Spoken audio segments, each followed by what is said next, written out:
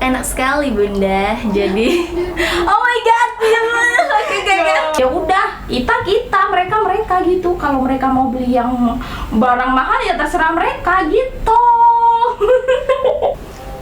Apa nih pesennya? Tunggu aku pulang. Aku wisuda bentar lagi, siapin duit ya buat kesini.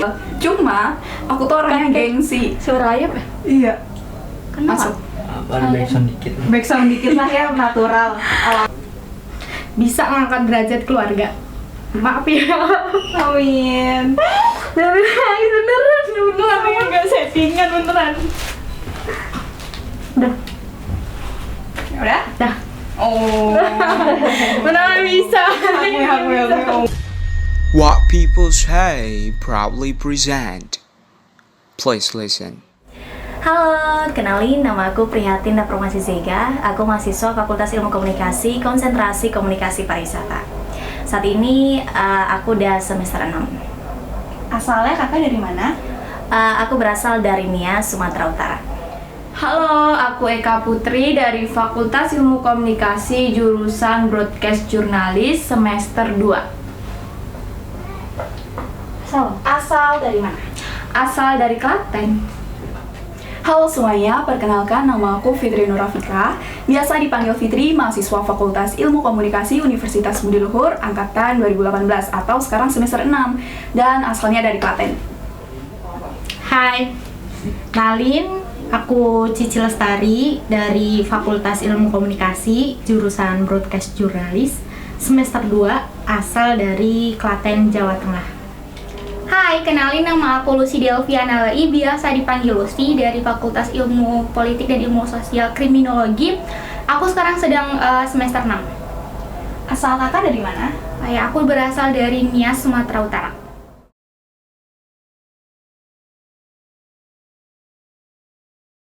Jadi anak kos itu ada enaknya, ada yang enggaknya sih. Mungkin kalau aku sendiri sebenarnya enak sih, soalnya kita bisa bukan bebas dalam arti nakal ya, cuman kita bisa kita ditantang untuk lebih mandiri. Gimana kita hidup di tanah rantau tanpa orang tua, dan itu bisa membuat kita lebih dewasa. Karena dalam hidup nih jangan lurus-lurus aja, harus banyak tantangan. Nah, jadi anak kos itu banyak banget tantangannya. Gimana kamu bisa hidup sendiri, ngelola duit sendiri, dan itu membuat kamu lebih dewasa pokoknya. Nggak enak. Jadi anak kos itu enak-enak nggak enak sih, tapi lebih banyak enaknya.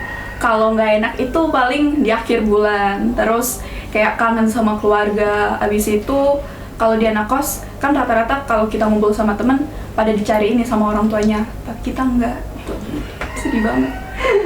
Tapi kalau enaknya itu kita bisa lebih bebas eksplor diri. Mungkin kalau aku masih di rumah enggak ngekos, aku nggak bisa eksplor apa yang pengen aku mau dan apa yang harusnya aku nggak dapet gitu. Nah, dengan ngekos ini aku bisa dapet pengalaman-pengalaman yang luar biasa. Semisal aku bisa pulang malam yang dulunya nggak bisa pulang malam. Terus habis itu kalau ngekos bisa lebih bebas mau ngapain aja gitu. Kalau menurut aku sendiri sih enak ya, soalnya udah terbiasa jauh dari orang tua juga sejak dari kecil ya. Jadi udah bersekolah di tempat jauh dari keluarga, jadi untuk jadi anak kos sih seru-seru aja sih.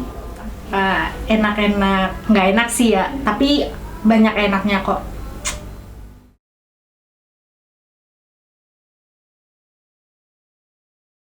Jadi kakak itu ngekosnya bukan pertama kali pas kuliah, kakak udah ngekos dari sejak SMA. Soalnya pas di Nias itu kakak kan tempat tinggalnya kan rumahnya di kampung, jadi kakak ngekosnya di kota karena sekolah kakak di kotanya.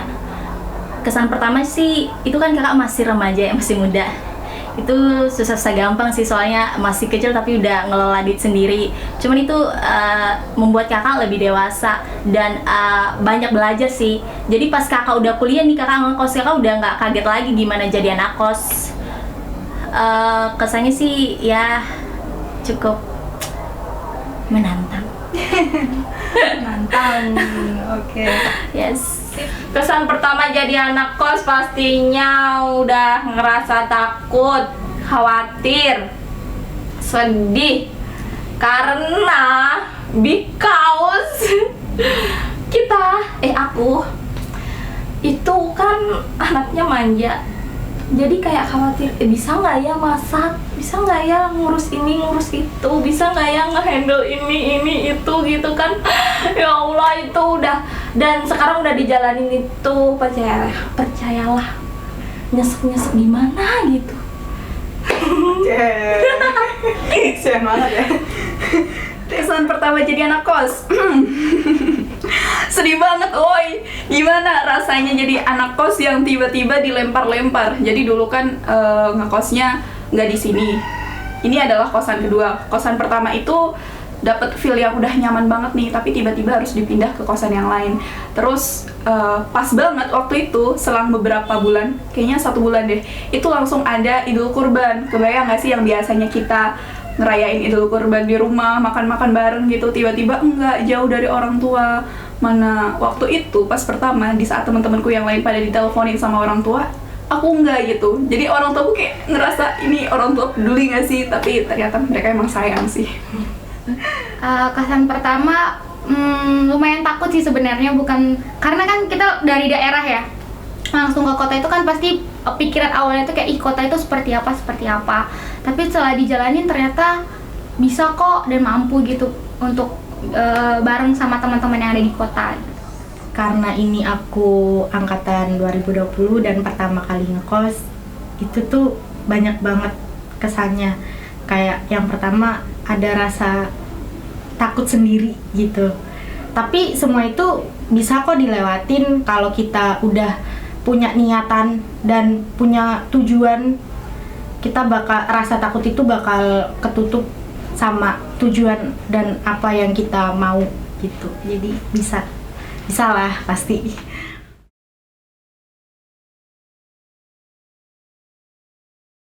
Tips hemat ala anak kos. Kamu jangan ngikutin teman-teman kamu yang suka nongkrong. Boleh nongkrong, tapi jangan sering-sering. Terus kalau boleh masak sih, kamu harus masak.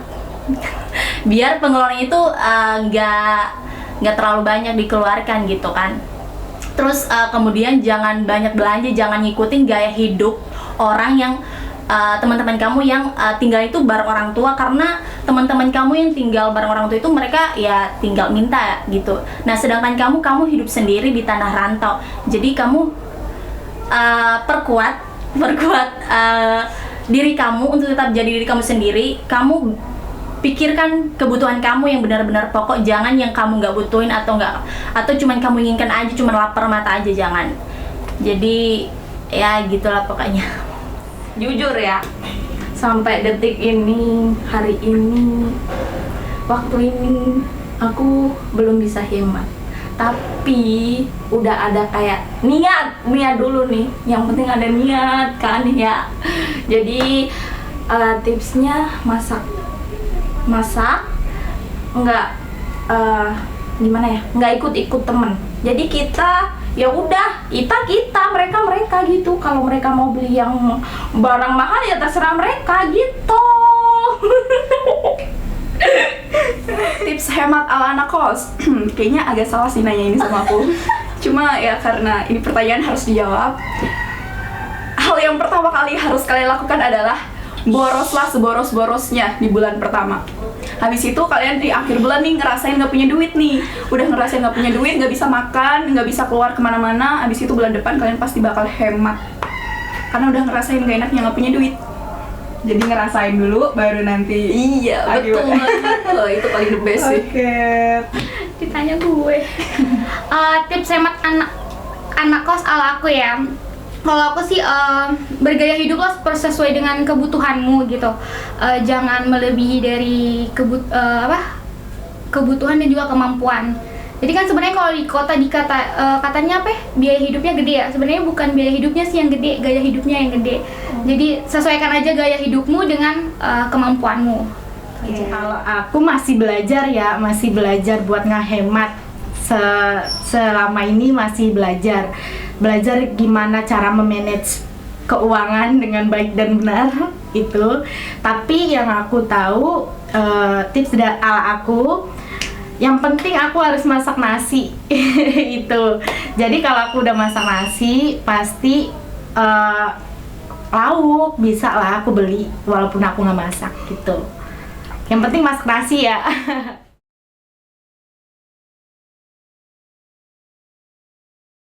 Oh, sering banget. Aduh.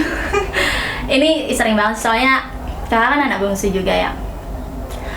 Ya kayak yang kakak tadi bilang menantang sih, rindunya cukup berat sekali. Tapi nggak kayak Dilan sih. Rindu itu berat. Rindu itu berat. Ya sih berat. Sering banget ya rindu sama orang tua. Aduh, sering banget pokoknya. Terus ya kalau rindu tinggal video call sama orang tua, bilang kangen, terus gimana kabarnya gitu. Yang penting kalau kangen selalu telepon, selalu video call sama orang tua, jangan sampai ditahan-tahan sih. Soalnya kalau ditahan tuh, pernah sih ditahan, cuman takutnya itu kalau kita nahan ya pasti orang tua khawatir buat gitu. Cuman jadi anak kos itu sih tantangannya, kita tantangan itu juga menahan rindu buat orang tua. Soalnya kalau kita bilang rindu terus, ntar orang tua kita jadi khawatir gitu. Ya sekali-sekali aja ya bilang kangen. Kalau alasan lain tuh kayak cuman telepon aja, aku ada tugas sih begini-begini, kayak iseng-iseng aja. Padahal itu sebenarnya arti kangen kan buat orang tua gitu sih. Sering banget, apalagi nih kalau balik dari kampus atau dari mana gitu kan, buka pintu, biasanya disambut kan, udah ada makanan, udah cerita-cerita itu mau cerita ke siapa gitu kan, udah capek, entar mikirin entar makan apa ya, itu udah kayak biasanya sama keluarga, ini sendiri gitu-gitu, biasanya jam segini gini gitulah, pokoknya aku nggak mau sedih di depan kamera, pansos. Kalau ditanya sering rindu keluarga atau enggak, mungkin ya kayak yang tadi aku bilang bahwa orang tuaku tuh jarang telepon. Jadi dibilang rindu ya rindu, tapi gengsi mau bilang, mau telepon dulu tuh juga gengsi gitu. Akhirnya ya udah ditahan sendiri. Jadi lama-lama ntar kalau udah mentok banget nih, kadang nangis sendiri. Habis itu udah, karena nggak pengen jadi beban orang tua gitu. Rasanya tuh dulu kayak gitu. Tapi makin kesini ya udah nggak ada gengsi lagi. Kalau kangen ya tinggal telepon gitu. Sering sih enggak ya, tapi terkadang. Boleh nangis, boleh nangis.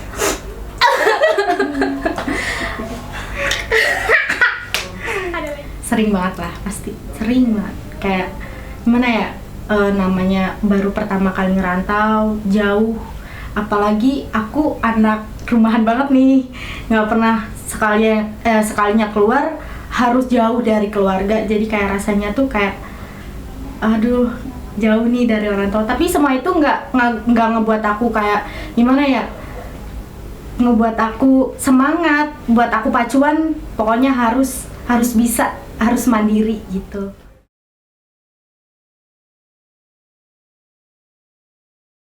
Pesan buat keluarga Dinia, semoga buat mama papa sehat selalu dan tetap doain aku di sini. Mungkin mama sama papa juga udah tahu kan cita-cita aku dan tujuan aku kenapa ngerantau ya. Semoga ini papa mama tetap berdoa buat aku, semoga sukses dan menggapai cita-cita di tanah orang. Amin. Pesan aku buat keluarga, doain aku bisa sukses, pulang-pulang dapat gelar sarjana cum laude ya kan, terus dapat pekerjaan yang baik, terus bisa membanggakan nama-nama baik keluarga. Gitu. Jangan apa teh ulang. Udah. Masa aku orang serius dari Lagi ngapain? Lah so serius. Pesan buat keluarga, asik. Mau nangis ya? Enggak. Kemarin udah latihan kita guys. Pesan buat keluarga, buat bapak ibu di rumah dan semua keluarga yang ada di Klaten, doain Fitri bisa lancar kuliahnya, selesai cepet, tepat waktu, dan bisa dapat relasi yang banyak, biar kedepannya bisa membantu naikin derajat orang tua dan bisa membanggakan bapak ibu. Pesan buat keluarga, sehat selalu sih, apalagi pandemi yang sedang marak-maraknya ini. Terus doakan aku juga di sini semoga bisa cepat lulus tepat waktu dan membawa sarjana pulang ke daerah. Amin. Makasih. Pesan buat keluarga Dian Klaten, semoga bapak, kakak semuanya sehat-sehat selalu ya. Pokoknya doain semoga aku di sini lulus tepat waktu. Semoga apa yang aku cita-citakan dapat terwujud dan bisa mengangkat derajat keluarga. Maaf ya. Amin. Beneran nggak settingan beneran. Udah. Udah? Dah. Oh. Beneran bisa. Aku.